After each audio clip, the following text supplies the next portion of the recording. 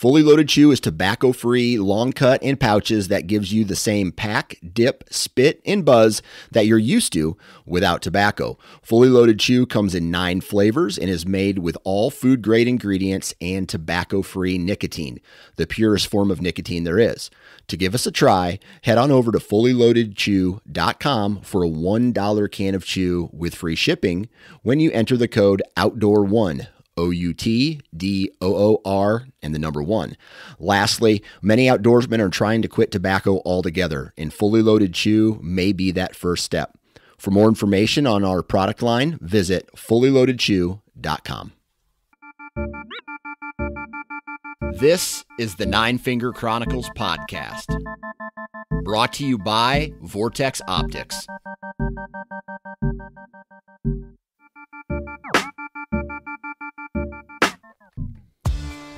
What's up, all you whitetail perverts? Hopefully everybody is having a great week, month, day, year. Wherever you're at, I hope you're feeling good, because I am feeling a little bit better. I'm going to say I am 25% more prepared for this upcoming bow season here in Iowa than I was at this time last week. This weekend, I actually got some time to head out to the timber, put up some trail cameras in 3 or 4 different trail cameras on the property that I hunt that's closer to my house. Got a mineral site, kind of away from everything. Most of the pictures that I get there are nocturnal. It's kind of the far end of a destination food source, and I don't ever hunt near it because it's on a fence line. So we got a mineral station up. We have with a trail camera over it, we have 2 trail cameras in some really good locations as far as travel is concerned. I got one in a really good bedding area. I got one on a trail that's kind of, I don't know, it's one of those trails that kind of comes off a ridge, and before it hits the creek, it kind of flattens out into this bench, and then there's the creek. So in this little area, there's all this grass, and from the looks of it, they're eating the grass. They're down in this area, almost like a staging before they go up the other side into the clover and hay fields and the destination food sources. So those are the trail cameras on that farm. And the closer we get to the season, I may add a couple more. And then when the season gets here, I'll throw a couple more out yet. But the only thing I need to do on that farm is, I like to run and gun whenever possible, but at the same time, I also like to be prepared so I can hang a tree stand in a traditional rut spot if I don't necessarily, if I feel like it's going to be a good spot to hunt. Why not have a tree stand up in there? So the next thing I have to do on that farm is hang tree stands, like 2, maybe 3. I'm counting my spots here on this map. 1, 2, 3, 4. Maybe trim out 4 trees that are ready for, in your pinch point, your staging areas, downwind to bedding type scenarios. And then those are my kickoff spots, right? And then as the season progresses, I bounce around and move around to wherever I see the deer movement. So that's what I'm talking about there. My main farm that is over an hour away, I have to do everything yet, and I'm going to be doing it this Friday. So while you're listening to Friday's episode, I'll be out in the woods hanging tree stands, setting trail cameras, and hopefully I'll be honest, I'll probably be working 6-7 hours from the time I get there at about noon till 6 o'clock at night, 7 o'clock at night, and hopefully the wife doesn't get pissed. But that's the goal for this upcoming week, and I'm hoping that by August 1st to halfway through August, I'm done with all of that prep work, so that when the season does get here, I have a whole month. These properties are just going to sit without any type of human intrusion or any type of my intrusion, and it just lessens the pressure. And when it's time to start rocking and rolling, I can collect the data and make moves. So that's what we got going on for me personally. That's my update. Today we're going to be talking about to a guy named Taylor Cummings, and he's from Missouri. And Taylor kind of went through the same scenario that I went through when I started bow hunting. And that was probably passing deer that I should have shot. And Taylor talks about the first buck he ever shot with a bow, and by the way, it's a stud. And then he has these trail camera pictures of this giant 200 incher that's running around on some of the properties that he has access to. And so he's chasing this deer his second, third, fourth year of bow hunting, or whatever the story is, and he's passing deer that he has, that he's never shot before. He's passing 130s and 140s in hopes that he can get this monster. And it's a really unique conversation because not a lot of people do that, and it takes restraint to pass deer that you've never shot before. I know I had to do it back in the day when I was chasing that, it was like late 2000s, early 2010s. I was chasing this buck named Shipwreck. He was, I shot him on my birthday, didn't kill him. He was like 210 inches. And I'll tell you this, it was, I don't know. It's crazy. I talk all about it in today's episode. But before we get into today's episode, we are going to do some commercials. And let's kick it off with Excalibur crossbows. Now, if you are looking to get into hunting, and you want to just get out and experience quote unquote hunting and experience, the archery season, I really feel that crossbows are a perfect opportunity for those types of people, or if you just want to shoot a crossbow, there's that too.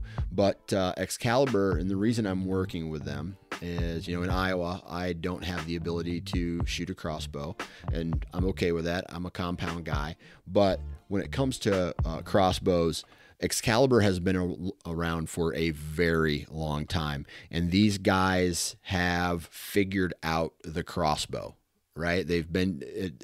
It's crazy watching their videos online. They're throwing their crossbows off of water towers, dragging it behind trucks. They pick it up, they shoot it, and it functions fine. So that tells me you can beat the shit out of their equipment, and at the same time, it's going to perform on the back end. Great materials, right? Great people who work at who work for the company, and you add all these things up, and the end product is something that the end user is going to be very happy with. And if there's a problem, you can call the company, they're going to answer the phone, and they're going to help you solve that problem. So that's just a win-win for the end user there. Great product, great customer service. So what I'm going to recommend you guys do is, if you know someone who could use a crossbow, or you yourself are interested in a crossbow, you can go to excaliburcrossbow.com and check out they have a huge lineup. Their new one is called the Twin Strike. It's one crossbow that holds 2 bolts, and I think there's 2 triggers on it. It's crazy looking. You'll have to look into that. But they have, the Assassin series. They have the Suppressor series. It's just some really cool, really, really good company, really good products. And go check it out. excaliburcrossbow.com. Lone Wolf portable tree stands. Dude, if this is the first time you've ever heard this podcast, you got a lot of catching up to do. But every time you hear me talk about running, gunning, I have a Lone Wolf portable tree stand on my back, right? And 4 sticks and the Assault tree stand, and that's going to get me anywhere that I need to go, whether I use all the sticks or not, or I want to get as high as humanly possible. The 4 sticks and the Assault is my go-to run and gun. They have climbers. They also have the Alpha, which is a bigger platform. But real quick, why do I like Lone Wolf portable tree stands? The ability to climb up any tree, the ability to sit in a crooked tree because the platform levels. And whether the tree is leaning in or out or back or forth or right or left, you can get that tree stand level through the cable adjustments and through the screws on the seats, that you can sit perfectly level and it won't hurt your back and you won't be uncomfortable, and it's dead quiet setting up and it's dead quiet tearing down. And it's one of those things, you hear this all the time, first time in, best time in, and you can do that with a Lone Wolf. So if you want to find out more information of all of the products that they offer, lonewolfhuntingproducts.com. And if you do decide to purchase something, enter the discount code. And here I'm never ready, because I have a whole different sheet of paper that has all the discount codes on it, and it's right here. Lone Wolf 9FC21, 9FC21, and you're going to be able to save $50 off of all purchases over $200. lonewolfhuntingproducts.com. Next one, Ozonics. Dude, if you know me, you should know that I'm a huge fan of ozone, and Ozonics provides that both in the field and outside of the field, right? So here's a couple package deals that these guys are running over at ozonicshunting.com. They have the Orion deal, and it looks like there's what's in this the Orion deal. The Orion Pro Pack. All right, so you got the Orion, you got the carrying case, you got an XL battery, you got an extender, and you got a dry wash bag. And let me tell you, not only does the Ozonics, in my opinion, work very well in the field, you know, distorting your scent cone all the way down to the end, it also is the functionality outside of the field, you know, back at the garage, back at the house. You put your clothes in the dry wash bag, you run a cycle, it kills all the odor, it prevents you from having to wash and dry your clothes, so it just makes everything more efficient. And I bet you last year, even with it hot, in a 14-day period, I washed my clothes one time. One time I washed my clothes, just to freshen them up, and then I still run them through the dry wash bag. So ozonicshunting.com, please go and check out all of their products. They have a new one that plugs in your car, so the ozone cycles in there cleaning out the inside of your car, because I'm kind of a dirty guy when it comes to hunting season. All the wrappers get thrown on the floor, and it smells like a cheeseburger or something like that. It smells like gas if you get a little on you. Kills all that odor.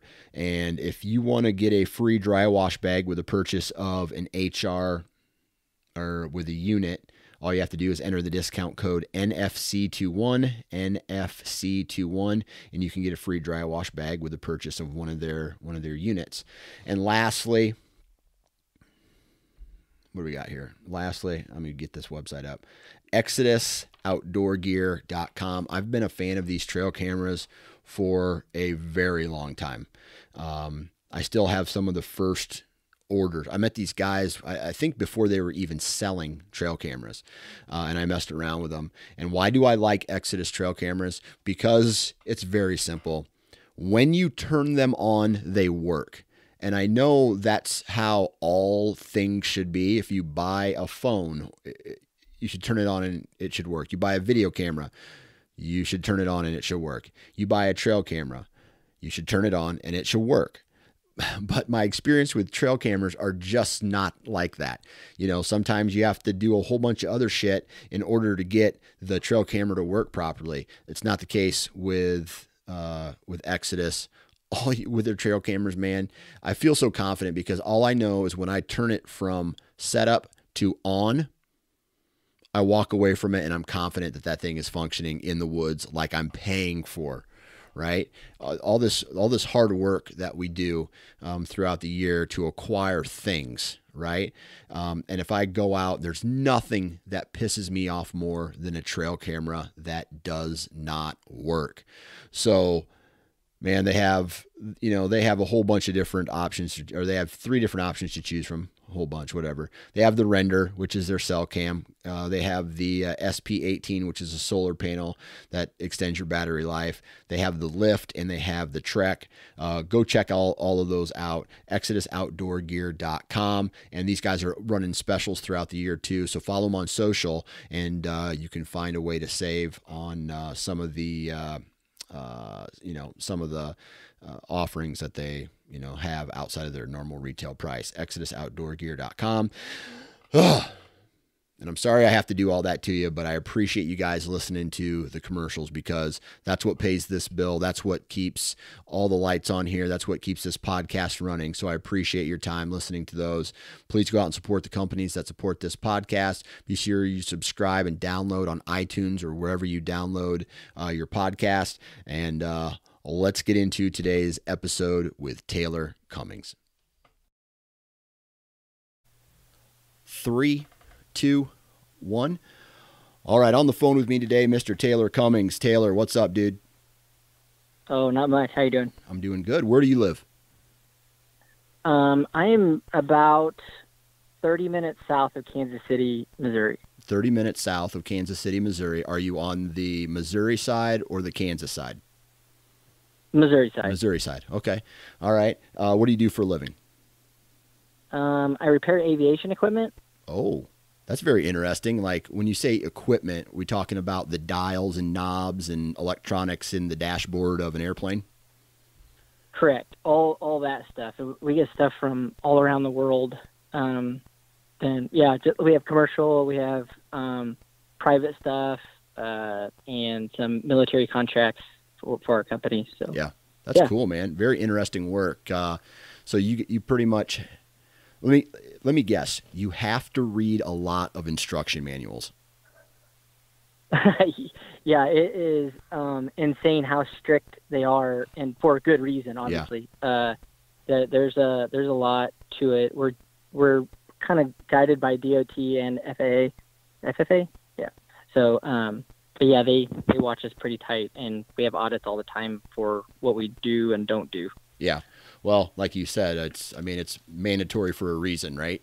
For the safety of everybody who gets in the air. Like, yeah. You hear about, and then I don't want to freak anybody out, but you hear about, a plane went down because of a wire was crossed or something, like what, because when you're in the air flying, you have no forgiveness, as opposed to a vehicle that you can kind of just ease off to the side of the road. You can't just you can't ease off to the side of the road when you're at a couple thousand feet, right? Correct. Yeah, that's the big issue there. So that's crazy. Once we get done with the repairs, we get double checked, and then it gets triple checked before it leaves. So yeah, there's a lot of tightness for it, which is obviously a good thing. Yeah, so. Absolutely. All right, dude. So. Are you originally from Missouri? Yeah, I live about, 15 miles from where I basically grew up. Gotcha. Gotcha. So you're south of Kansas City. What's the terrain like in that area? It's a lot of ag. There's some woods, for the piece that I hunt on. I'm pretty fortunate. It's like a family friend, but it's about 60-40 when it comes to woods to. He doesn't have much ag, but pasture, and then there's ag all around us. But there's not a lot of topography, like ups and downs, and valleys, a little bit, but not deep ridges or anything like that, like it is in northern Missouri. Gotcha. Okay. So I just kind of want to cut to the chase here, because you send me this story, or this very small snippet through Instagram, and you say, "Hey Dan, just wanted to let you know I shot my first buck with a bow in 2019." And I'm just like, "Oh, dude, it's awesome." So I look at the picture. I instantly hate you because it's big, right? It's a big deer. and just for audio purposes, did you happen to score it and age it? Age it, no, because that wasn't a big thing to me until about 2 years ago, or I guess right after that is when I really started learning about that part of it. Okay. But yeah, we did score it. It was actually at a buddy's farm of mine up north. They have this awesome piece of property in northern Missouri, and just luck so have it, he happened to walk behind me right at the end of shooting light behind 7 does who I was kind of ready to get one of them, and then it was like, man, it's so late, I don't really want to do this. So I just stood there, and then all of a sudden they blew and took off, and I looked back down the trail, and here comes him. And, he was 151-inch. It's like a mainframe 10, and then he has 2 1-inch kickers off the front of each beam. So technically a 12, but he looks like a 10. Yeah, if you could see me right now, I'm shaking my head. First deer ever, Dude. 151 inches. That's ridiculous. Yeah, with a bow. Yeah, I've Yeah. gotten a 141 with my rifle like 6 years ago, Yeah. and that was more just like right place, right time kind of thing. Yeah. So let's kind of get into this this storyline, because it's going to lead us into something. But this like, when did you officially start hunting? so that was when I was like 19 or 20. My dad didn't, and actually my dad passed away when I was younger. But none of my family really hunted. My brother-in-law, not at the time, we were just dating my now wife. He invited me, and kind of just went on a whim to just, kind of hang out with him or whatever. And it sparked this thing. And at the beginning, it was more of a brown or down and just basically walk in the woods and sit down and hope something walked in front of you mentality. I didn't know any different, and not that I'm an expert now by any means. But yeah, so like roughly almost 20 years ago, so 18 years ago-ish. Okay, so that's when you picked up a gun and started messing around with hunting, right? So what was gun hunting? Okay, now let me set the stage here on this. When did you pick up a bow? When was your first hunting season with a bow? Let's see, that was probably, it wasn't long ago, maybe like 2017. Okay, 2017. And yeah, and what happened was, a buddy of mine, the one where I got, that owns the farm up north, he just in passing, because we used to go up there and ride four-wheelers around, was like, hey, if you buy a bow, I'll take you up hunting. And so I bought a bow and started practicing like crazy. And sure enough, he took me up there. And I had one of the most insane, like, first day hunting, I think, bow hunting wise. Like, I had the highest and the highest of highs and lowest of lows. It was wild, but it was great. Yeah. So I was hooked from there on out. Okay. So before we get into the bow hunting side of things, I want to talk about the gun hunting side of things, right? So yeah. All of those years go by, 15 years go by, and you're just a gun hunter, right? At that point, right. were you taking hunting serious? Were you, was it just something to do, or were you jacked about it, geeked out about it? Like, walk us through those years. Yeah. So no, it was not, or I was not jacked about it. It was more of a social thing, and I would probably get 2 to 3 days a year. Like, honestly, like, I'd go opening weekend for the whole weekend and then maybe one more day. And that's why it was kind of the brown or down, because the opportunities, I mean, I really couldn't pass anything if I did want to harvest anything. And I quit there for a few years just because I was so unsuccessful at it. I think I hunted like 4 years and never really had opportunity, just on my own accord, because I didn't have anywhere great to go. I didn't know what I was doing. And, I wasn't into learning it, I guess. And then once the bow part of it came in, it just accelerated everything. And that's what really fueled the I don't know, the obsession, I guess. Yeah. Is what it has turned into. Yeah.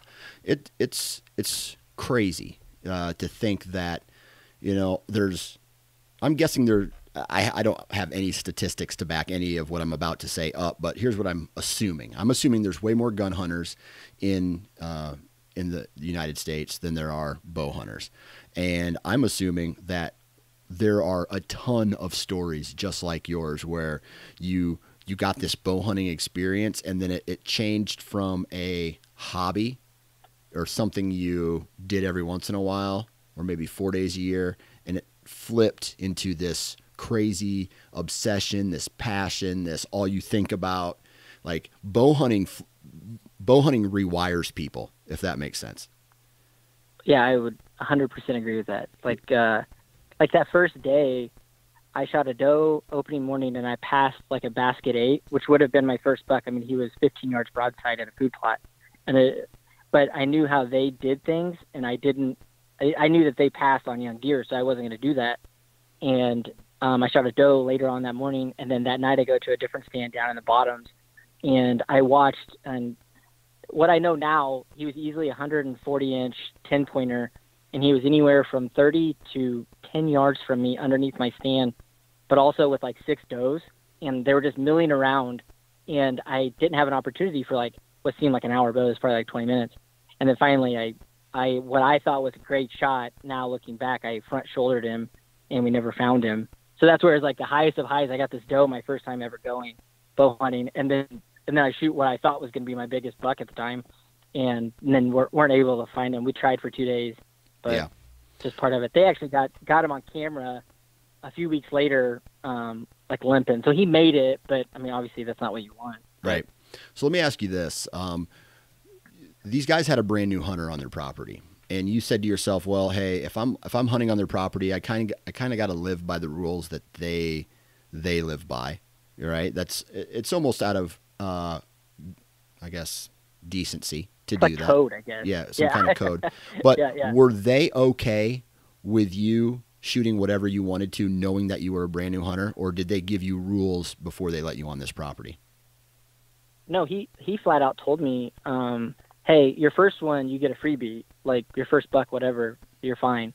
But so backtrack a little bit. So the big one that I got with my rifle, the 141 inch, like mainframe 8, he was only 3/8 of an inch off from one side to the other. It's insane how symmetrical. Anyways, I shot that on a buddy's farm who did tell me that I couldn't shoot big bucks. And at the time I didn't think this was a big buck, and I shot him. And then I was never told not to come back, but I was never overly invited to come back. Okay. So I wasn't about to screw this up, you know? I gotcha. And even though he told me, but like that was in the back of my mind, like, don't mess this up again, even though it was by accident, because they were shooting like 180s, you know, and I thought that's what he meant. But apparently a really nice 8-pointer qualifies as really big, and I didn't know that at the time. Yeah. Well, and that's, you know, when it comes to access, right? And that's something that everybody has to walk this line, right? Especially if you're hunting on someone else's ground who maybe invites you. And if they have rules, it's almost like you definitely have to adhere to those rules or you're going to be out of farm, right? So I get it. Right. I get it. But was there any, like, what were the thoughts going through your head those first couple of years as you're passing deer that you had never shot before? So the first year I shot like that one and we couldn't find it. And then, I actually had a really good year. I shot 3 does with my bow that year, my opening year, and a turkey from a tree stand, which is pretty wild. And then the following years, I don't feel like I had a lot of opportunities at bucks. I would go up there a few times. I had another buddy that had a pretty nice farm, also northern Missouri, and I wasn't hunting much public, if at all, really. Yeah. And then we tried it a little bit, a buddy of mine, and just weren't very good at it. And again, at the time, this was probably 3 years ago, where I really hadn't started to like focus on learning and trying to become like an actual hunter, essentially, whereas more just somebody tells me to go sit in this stand and you kind of just guess, you know, it's in the bottoms because it's windy outside and I don't want to be in the wind, and I'm guessing that they're not going to want to be. Pretty much where I was at for a few years. And then so like a set of restraints on you, unlike if you were hunting on public, right, where it would just be you could do whatever you wanted. I feel you. All right, so 2017, you shoot a doe, you hit a buck, don't find it. What was 2018 like? Trying to think. It was good. I feel like I got a doe. I didn't get a buck, and I'm sure I didn't even have an opportunity at one. And then I got one with my rifle, but nothing of nothing to brag about or anything, like a nice 8 or whatever. But 2019 is when everything kind of really switched, and that's when, I don't know if you want to talk about it, but when the big one showed up on our property. I guess, So in 17, he was like a 150s in 17, but he was super nocturnal, and we never ever had an opportunity. Yeah. So walk me through this switch that you said. You had a big switch. What does that mean? So what happened was anyway, so I was watching this one, and he had like some trash off to the side, and I was like, oh, this is kind of cool. And like I'm guessing he's probably, this is in this 18 year, and then checking cameras, and really just my son and I were pretty much just throwing out trophy rocks and had maybe 4 stand locations like on this property. And my brother-in-law hunted it with me. And then last year, or the year before last, so 2019, that's like that kind of off season, I guess, is from 18 to 19 is when everything kind of accelerated, when we realized that this buck had gone into like the 150s plus, and he was there a lot. I was getting lots of pictures, even though there were a lot of nighttime pictures, but there were a few daytimes on the edges of fields. And I only had 3 cameras at the time, so we were kind of like shuffling them around to try to catch where he was moving through and coming from. And that's when I really started like listening to you and Wired to Hunt and the Infaults, like all those guys, like, oh, okay, this is how they do it. And it really started to kind of learn the thermals and the wind directions and all the different ins and outs of it that I had zero clue about before, except for just guessing, right? Yeah. So it sounds like you jumped into gaining knowledge. Yes. Yeah. I mean, so when I'm working, I can listen fairly easily to podcasts, or just be, because it's kind of like background noise when I'm doing things. And I would just listen just nonstop. And I watched a lot of like the hunting shows that like kind of explain it, like why they did it. Yeah. Midwest Whitetail is one of them, or Hunting Public, like those guys, like where they kind of backtrack and explain why they moved to these parts or did this, and kind of just try to soak it all in as much as possible. Yeah. Okay. And what year was that? That was the year, was that 18 or that was the beginning of 19 when you were? Yeah. Beginning of 19. It was like kind of in between those two. Yeah. Okay. So the season gets here, and you've just throughout the summer, you've consumed all of this information. How did you apply it to the 2019 season? So that's when I, so for instance, like when we were up north, I was, more worried about the wind and, the direction of the wind. And that's what, and a buddy of mine, like when I was talking about moving to the bottoms because the wind was blowing in a certain direction on his farm, and he's like, nobody hunts over here on this stand, like ever. And so I was going to go there in the morning, but he said it was kind of hard to find in the dark if I'd never been there. So he's like, go there in the afternoon.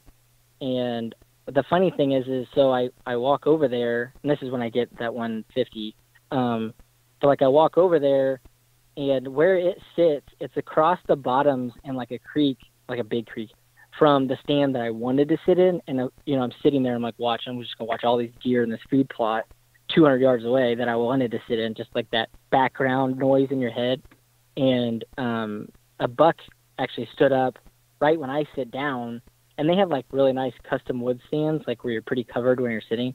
And he like just stood up and kind of walked away. And obviously he saw me, he was like 40 yards away, but he wasn't big. He was like a 6-pointer or whatever. So I was like, well, that's kind of a good sign. And yeah.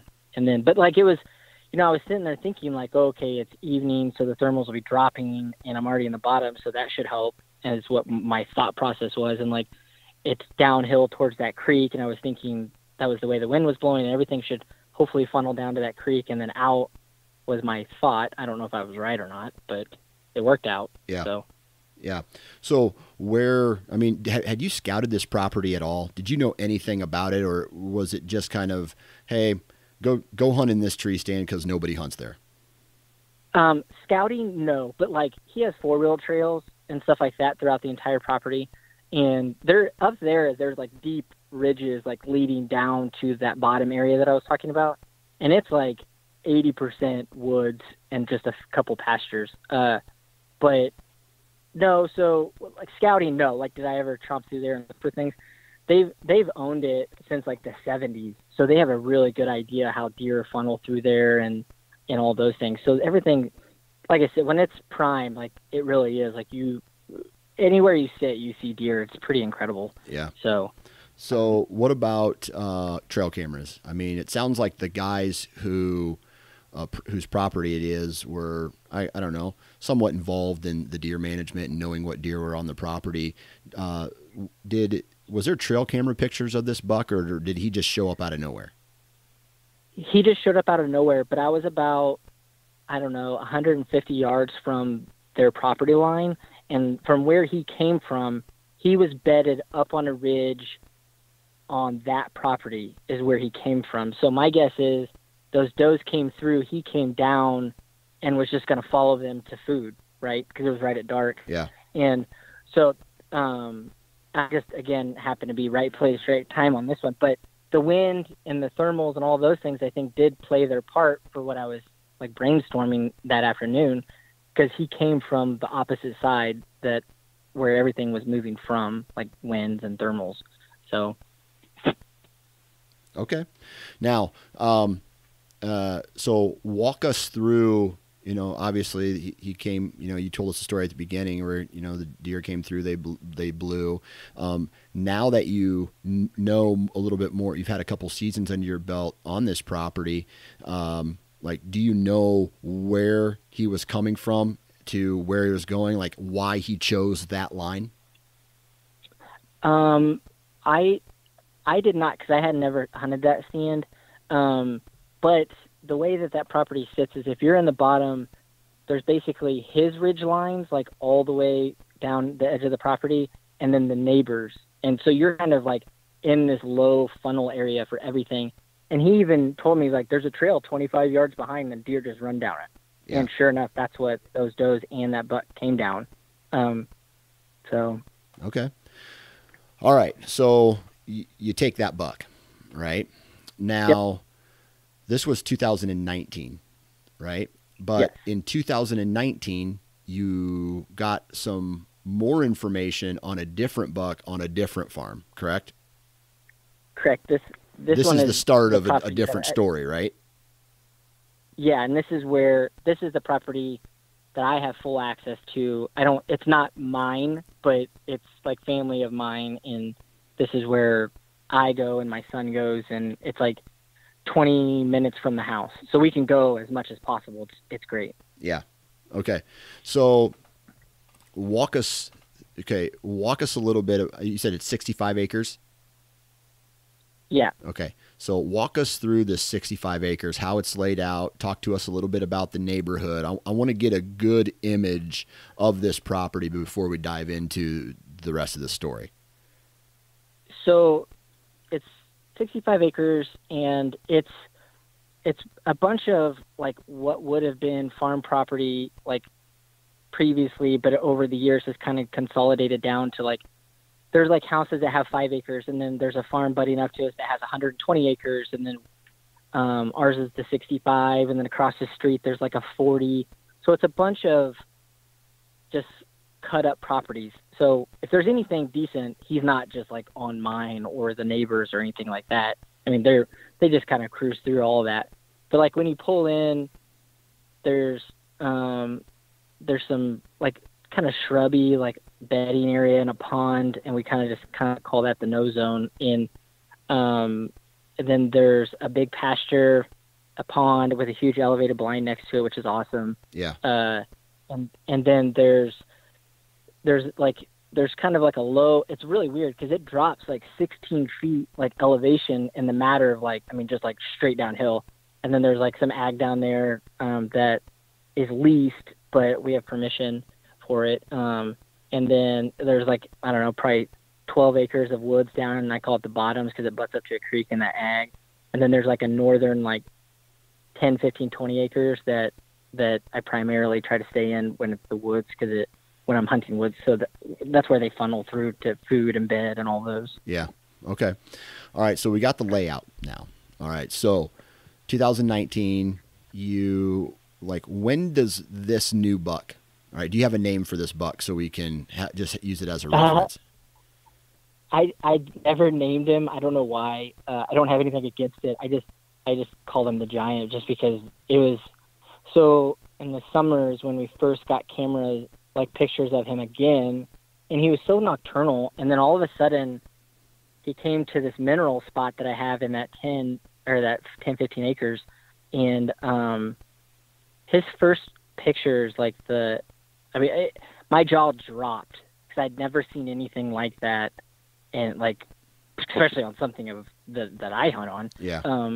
And even my buddy up north sends me pictures of great bucks that are 160s, and he shot like an upper 150s, which is a great deer. But you knew even at early velvet, this thing was different. And then he just kept coming back during day. And this is early summer, right? So they're just popping their velvet. Like basically right now, I think the first picture was the 12th of June. In 2019. No, because he was shot last fall of 2020. So June 2018. So after 2019. Or no. So what year was the first trail camera picture of this buck? Oh, I'm sorry. That was 18. Yeah. Okay. That was when he just had a little bit of trash on the side and was like a 140s, 150s. Okay. So,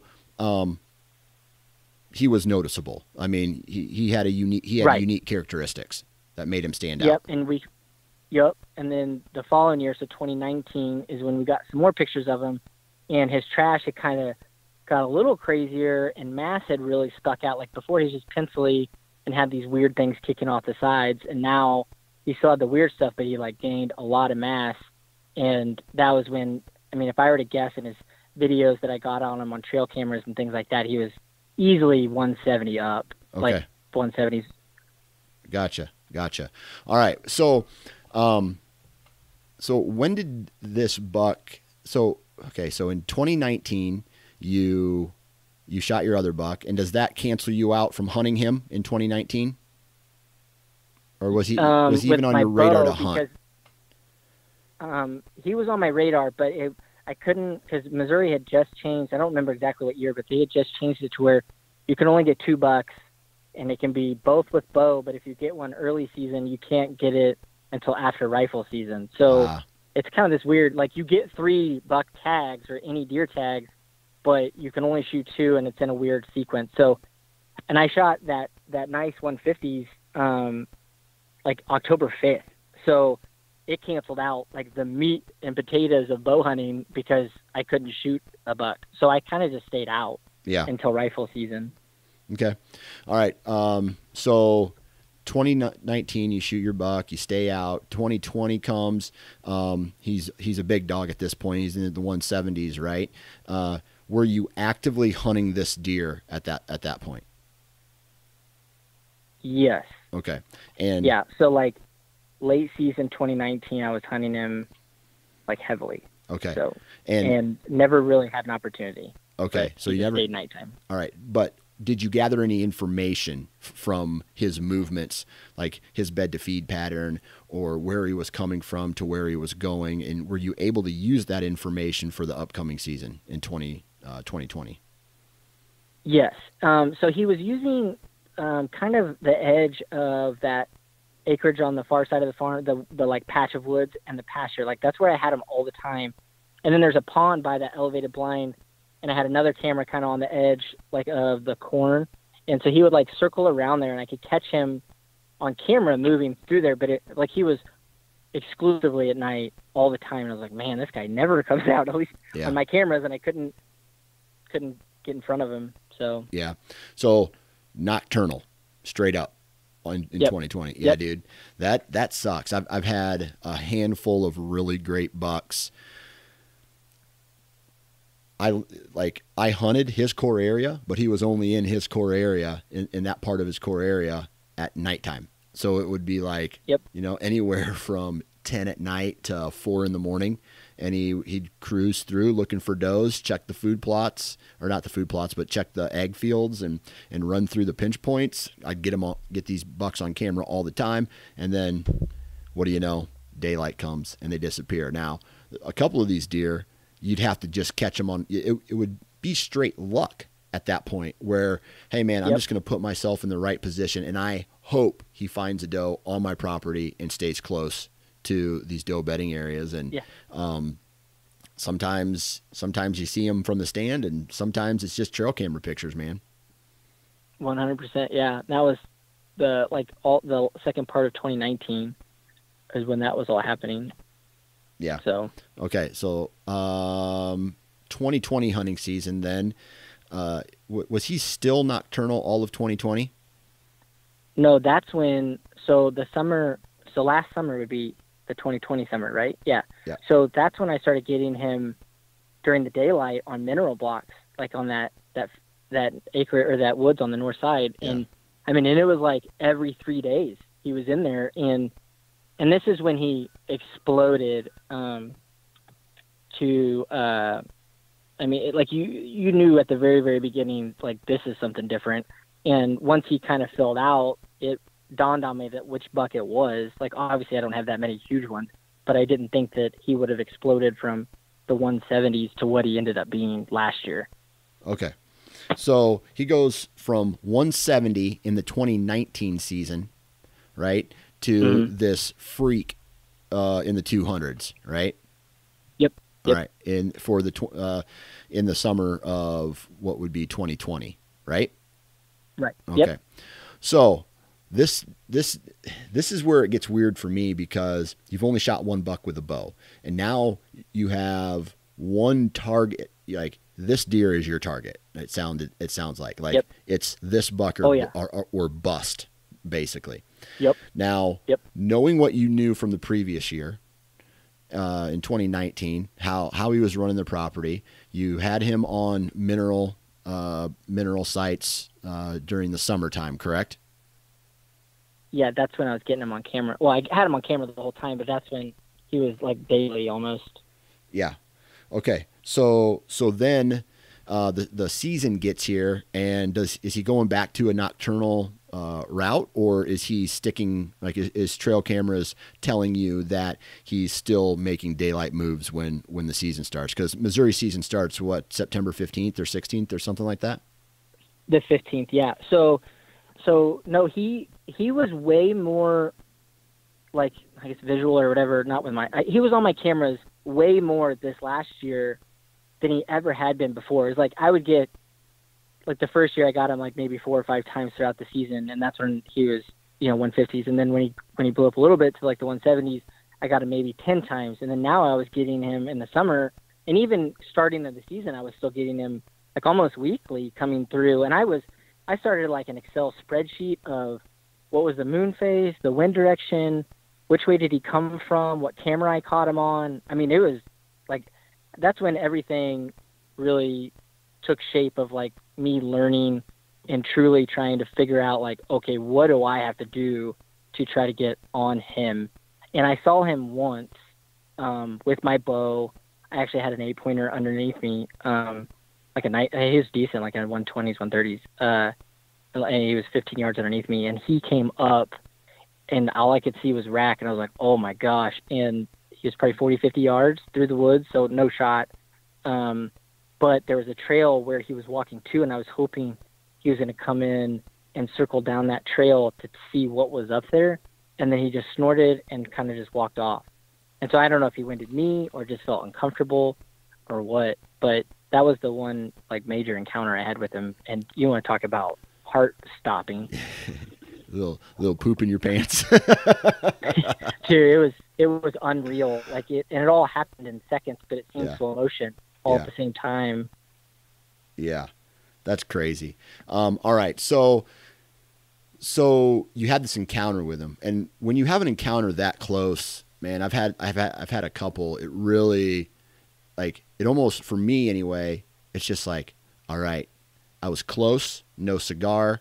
It just like gets me hooked even deeper into this one buck. Yep. Like you're literally 10 steps away from shooting him, and it doesn't work out, but he goes away, and then after that encounter, was he still on trail camera? I mean, was he still working that same area, that same farm, or did he disappear? He was.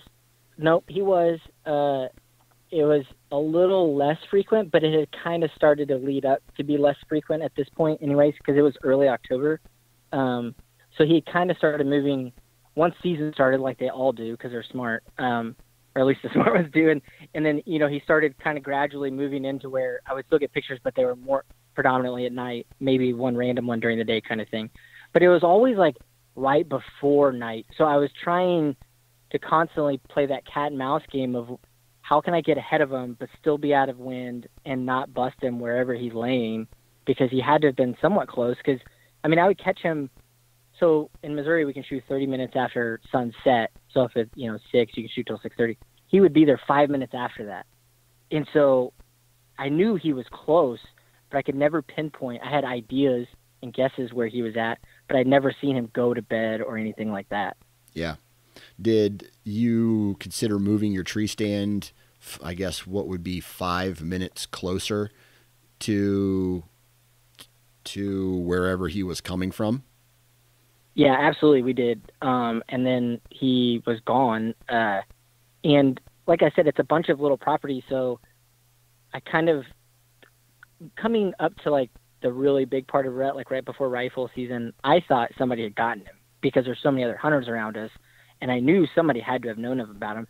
Actually, the neighbor that I talked to that has the 120, he was like, "Hey, have you seen any good ones?" And at the time, I was like, "Man, this guy's got to see him, like obviously," but because he's coming from that direction.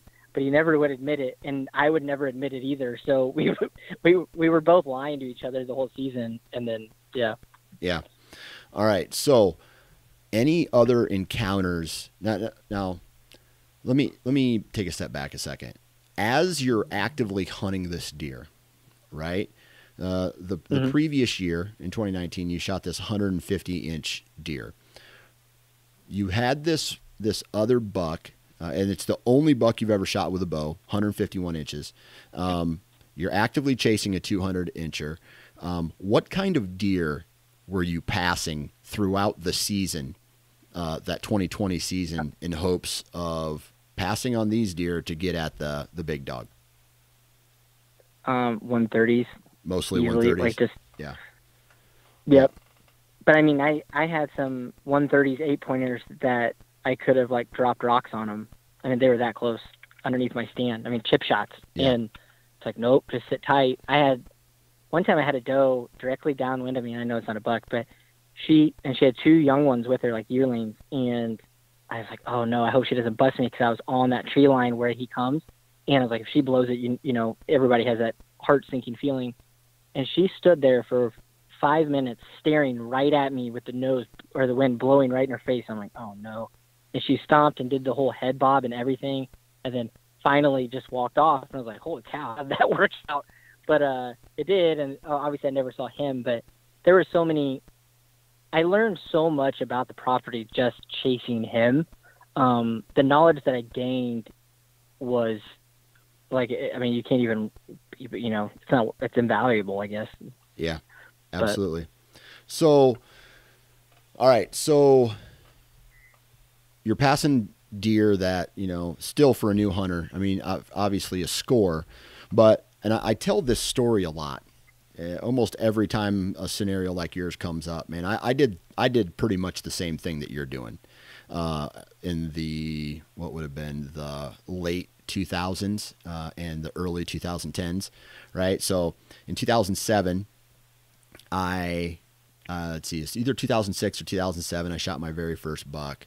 Or no, it would have been 2006. I think it was 2006. Shot my very first buck ever with a bow. 2007 comes. I have an encounter with this Boone and Crockett, this giant whitetail, and I start putting trail cameras in the area. Well, those trail cameras in 2008, this buck kind of disappears for a little bit. Didn't know what really happened to him.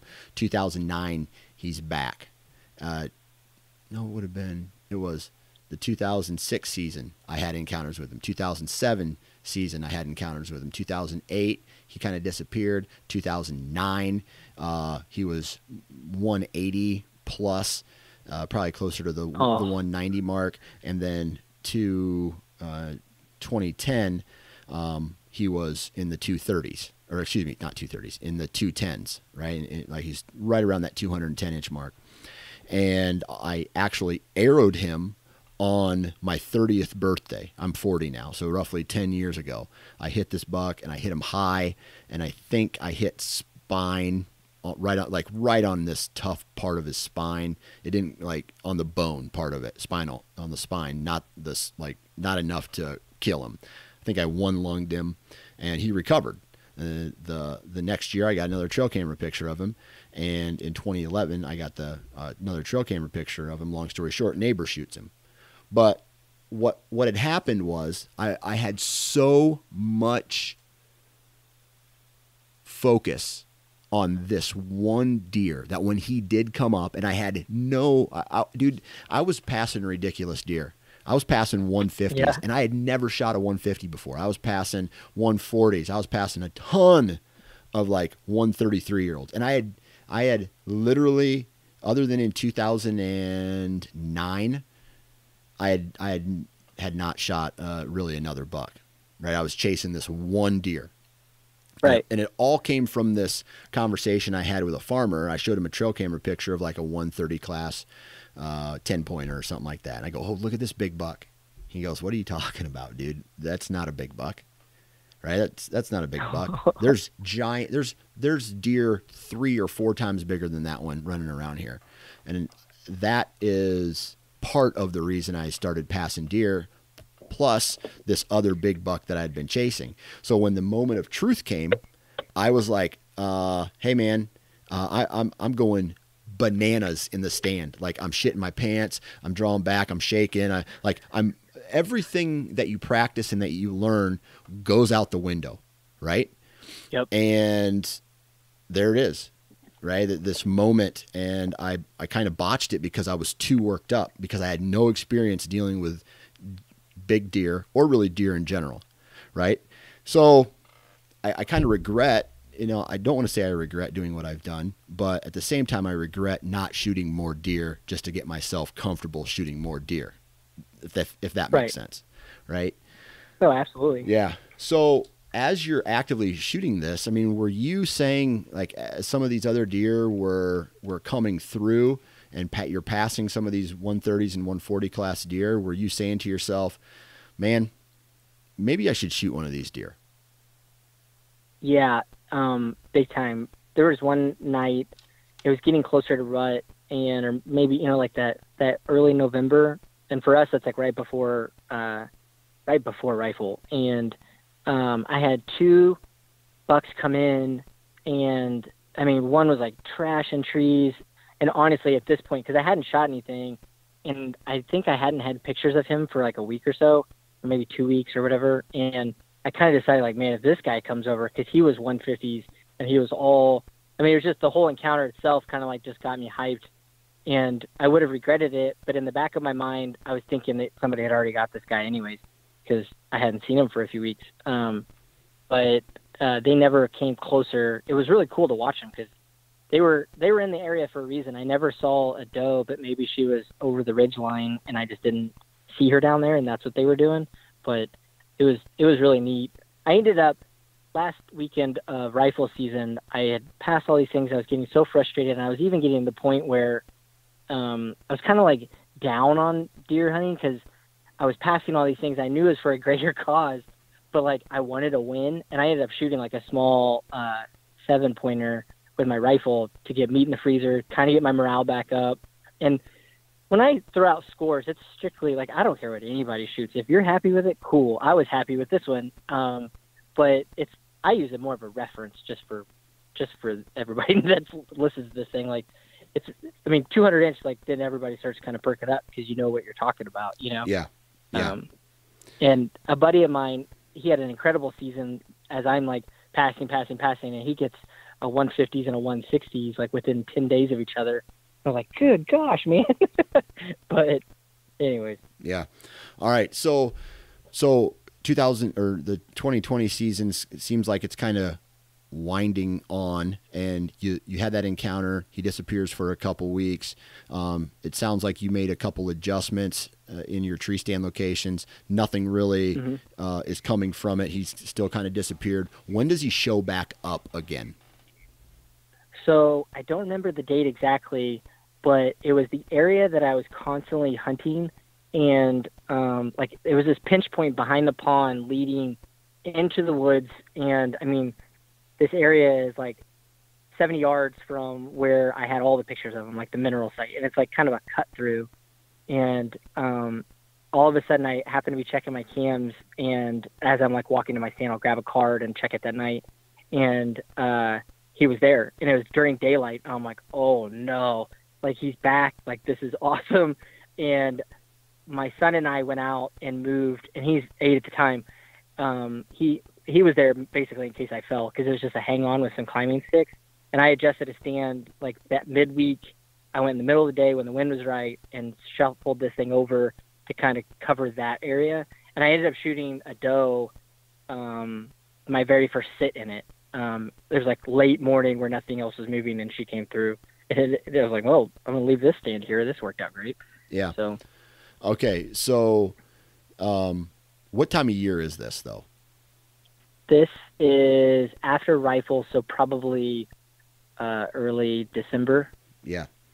All right. So it sounds to me like you had some freedoms as far as hunting. I mean, maybe I'm wrong, but if the intelligence was there, you were able to make a move on them. Like you lived fairly close to this property. You were able to hunt it really whenever you needed to. Is that right?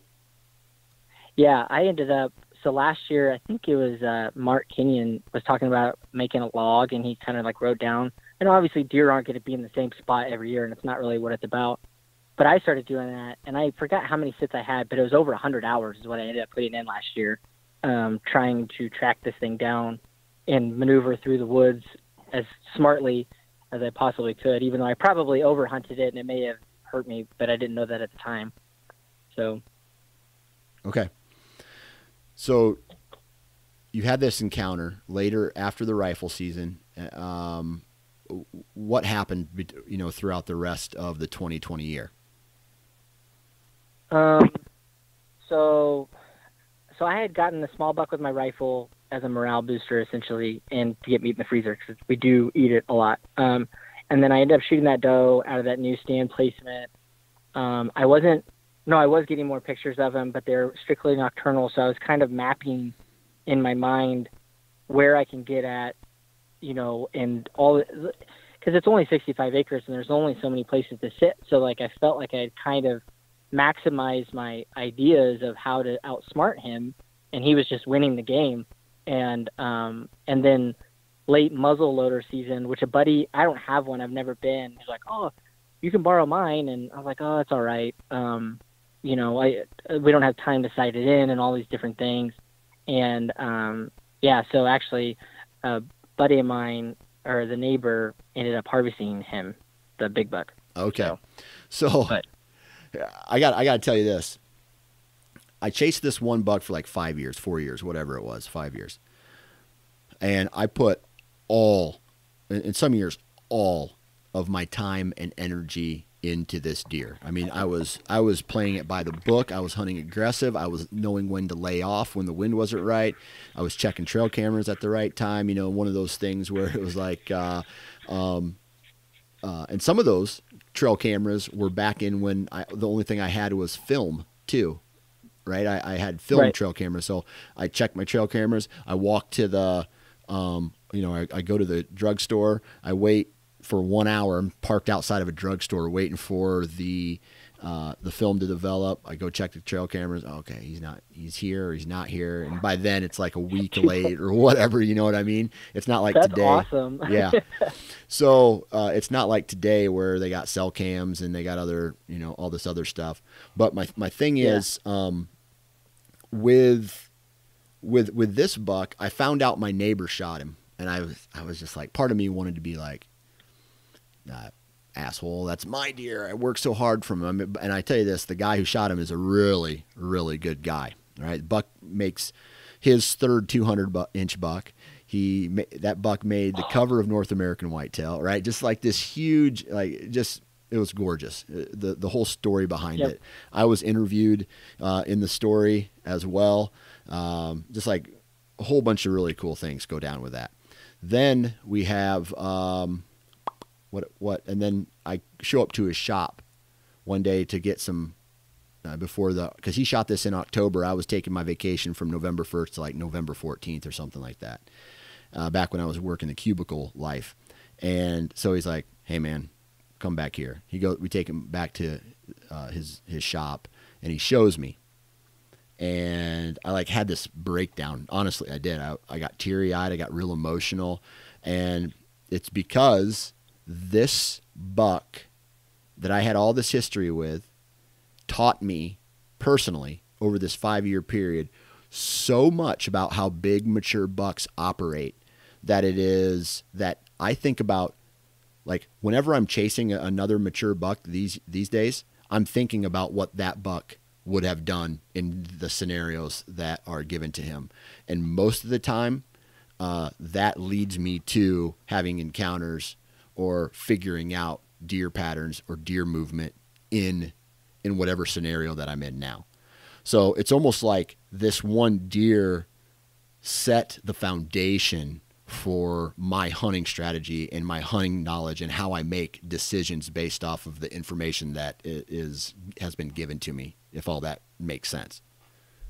Oh no, it's 100%. It was like, this was the catalyst that kind of, sent me forward. And like I said, I am not an expert by any means. I'm still learning and just absorbing everything that I can get and use it. But it really did, like, just everything that I learned about the patterns of the deer movement just in general through this property that I kind of just hunted-ish up until this year. Like, I bow hunted it, but not like aggressively or anything like that. This was the year that it all essentially just changed. And now I'm really looking forward to just, like, I got another decent one on camera already. Like, I leave them out all year because my kids enjoy seeing, seeing the fawns and the bobcats and stuff like that. So, like, we check them regularly. We fish down there and stuff. So, yeah. So when you found out that this guy, ended up shooting that deer, did you have any,